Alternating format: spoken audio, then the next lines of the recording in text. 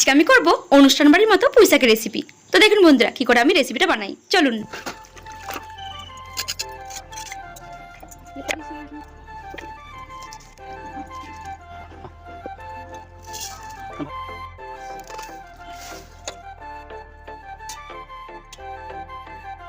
তোমার মাঝারে রাখিব ছেড়ে দেব না, তোমার মাঝারে রাখিব ছেড়ে দেব না।